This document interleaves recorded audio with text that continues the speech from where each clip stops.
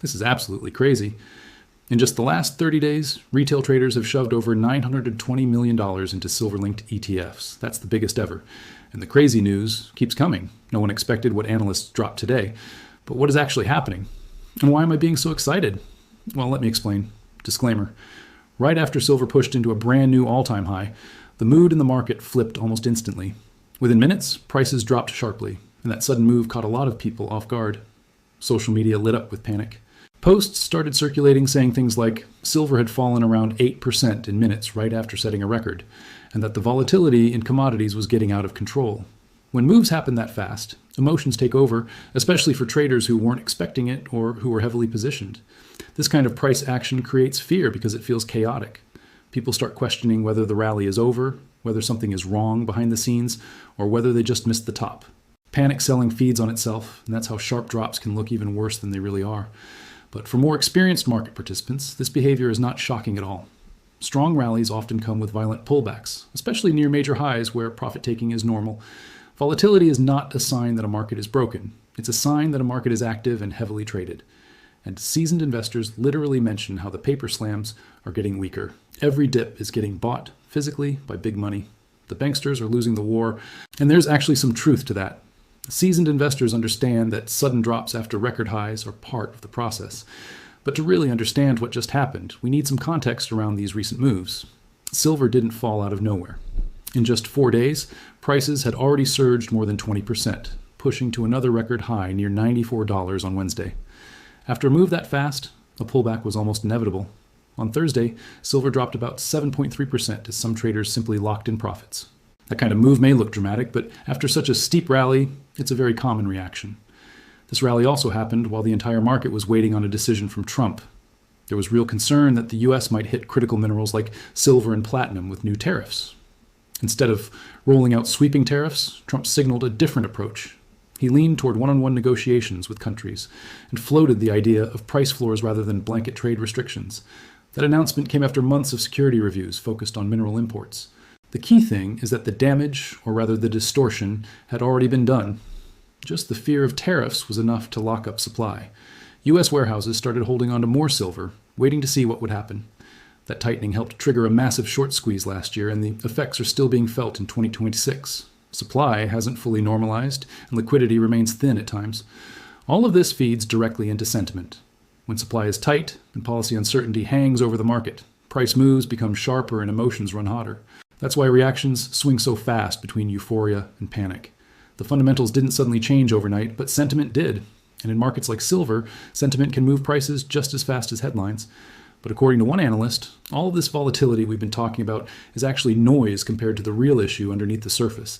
He posted a bold message online saying everyone is missing one critical detail about silver, and in his view, it changes everything.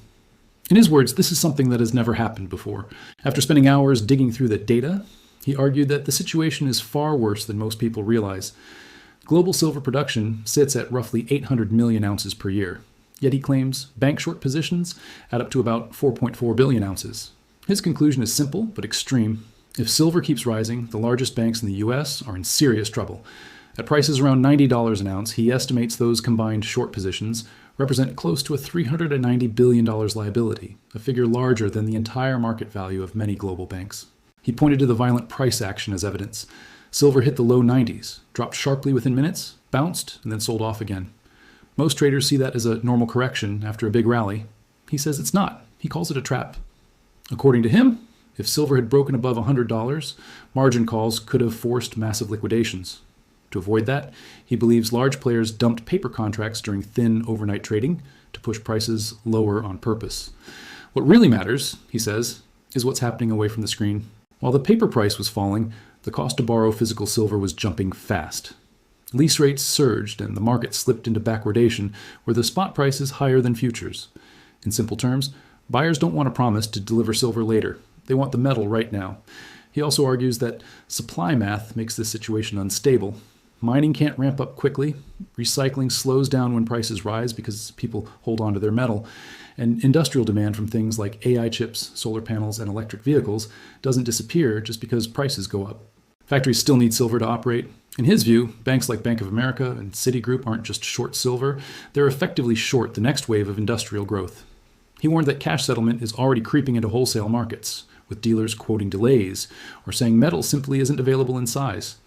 His belief is that when silver moves back above the low 90s, the next leg won't be slow or orderly. He expects a violent gap higher once a major short can't deliver. To him, the paper market and the physical market are no longer the same thing. One is a number on a screen, the other is metal that's becoming harder to get. Whether he's right or wrong, his message has clearly added fuel to sentiment. It feeds the idea that the recent panic and volatility aren't signs of weakness, but signs of stress building beneath the surface. For many watching this market, that belief alone is powerful enough to keep emotions and prices swinging hard. However, at the same time, algorithm-based forecasts are telling a very different story. The outlook from CoinCodex for silver in 2026 points to a continuation of the current uptrend.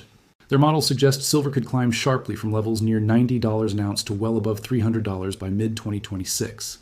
If their upper estimate plays out, that would mean a gain of more than 300% from where prices are now. What stands out is how wide their forecast range really is. CoinCodex isn't calling for a straight line higher. Their projections reflect both heavy short-term volatility and strong long-term upside. In their 2026 outlook, silver could trade anywhere from roughly $93 on the low end to nearly $943 on the high end, with an average price that still sits well above current levels.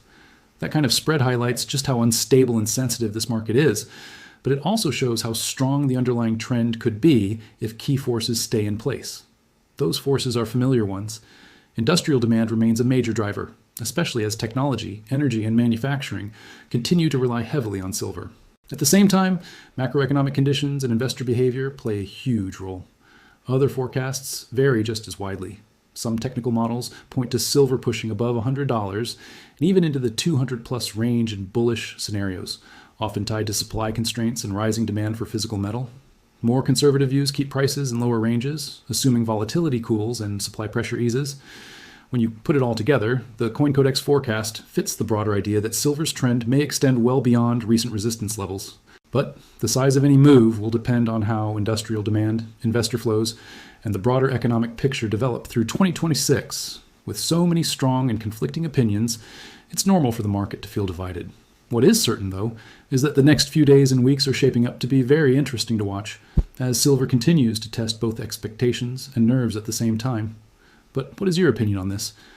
Comment down below. If you're curious to find more, then make sure to click on one of the videos you see on the screen. And with that, we come to the end of this video.